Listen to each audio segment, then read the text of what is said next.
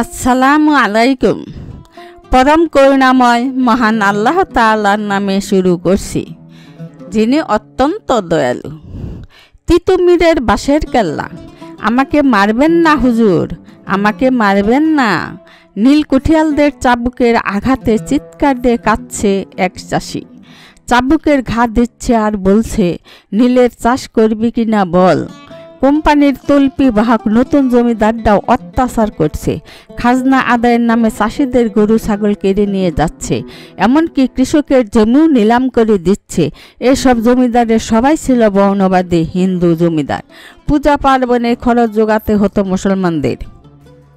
পূজা পার্বণে কৃতদাসের মতো খেটে দিতে হতো তাদের সবাইকে। মুসলমান প্রজাদের নাম হবে বেঙ্গা, বন্দা, গেন্দা, বুটা, জরু, হারু কিংবা মেমা, হাবলা কিংবা পচা। মেয়েদের নাম হবে চান্দি, গেন্দি, হাদানি, পচি, কুরানি, পেন্দি বা পুটি।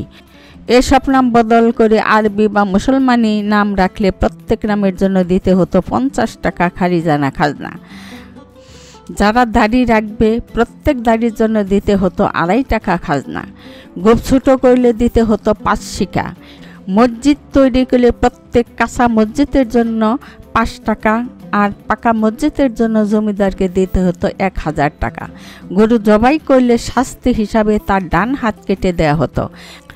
আরও আছে 21 টাকা খাজনা, ডাক খরচা, ভিক খরচা, পার্বণী, তহরি, বিবাহ, কর, রথ খরচা, বরদারি খরচা, আয়কর, বন সেলামি, খরিজ, দাখিল নজরানা, অঞ্জরি সেলামি, নাপিত কর, জমিদার বাড়ির ভোজ কর, সন্তান হলে তার জন্য কর দিতে হতো। আরও কত কি। এছাড়াও ছিল বিনা পয়সায় যখন তখন জমিদার বাড়িতে গতর খাটুনি। উপরের এসব ছিল জমিদারের হুকুম, জমিদার কৃষ্ণদেবের আইন। এ হুকুমের নড়চড় নেই। পালন না করলে চাবুকের আঘাতে প্রজা রক্ত মাখা শরীর মাটিতে গড়াতো, ভিটে মাটি নিলাম হয়ে যেত, গরু ছাগল কেড়ে নেওয়া হতো। 1188 সালের 14 মাঘ বাংলার মুসলমানদের এই দুর্দিনে জন্ম নিল একটি শিশু।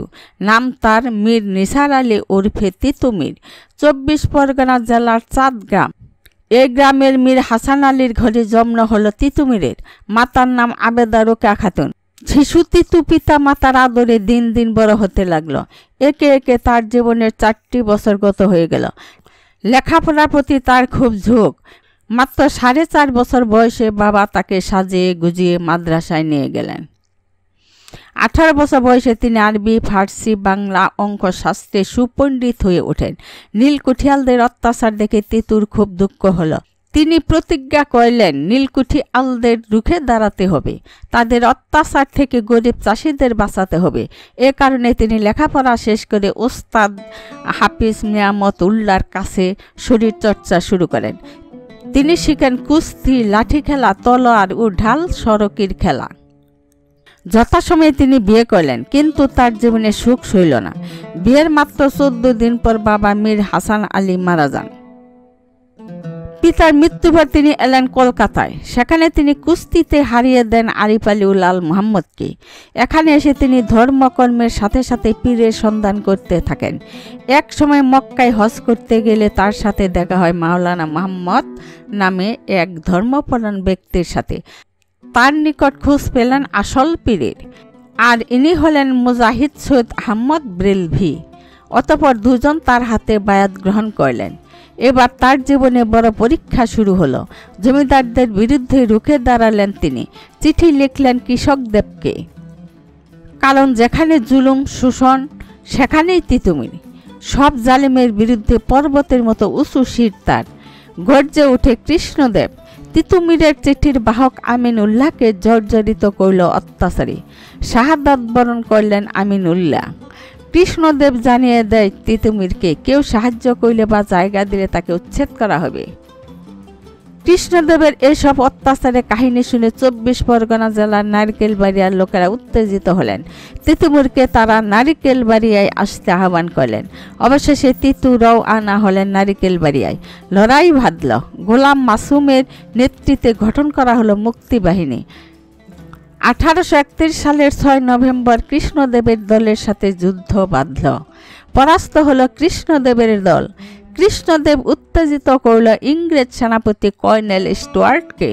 তিতুমির প্রতিরোধ গড়ে তুললেন।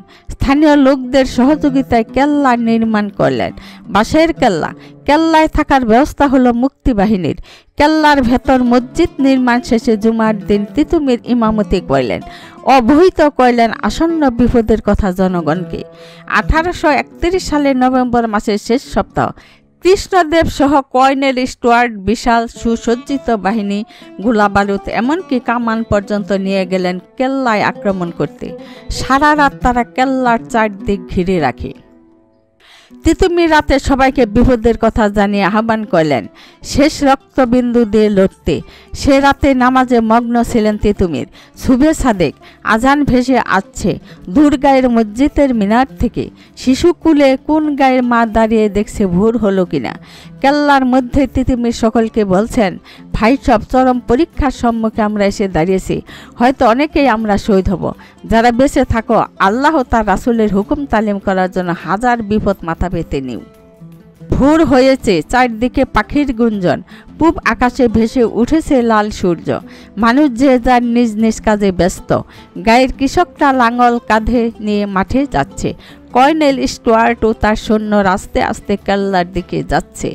কেল্লার পথে শ্বেত বসন পরিহিত, মাথায় পাগড়ি বাঁধা, তসবিহ হাতে তিতুমির দাঁড়িয়ে আছেন।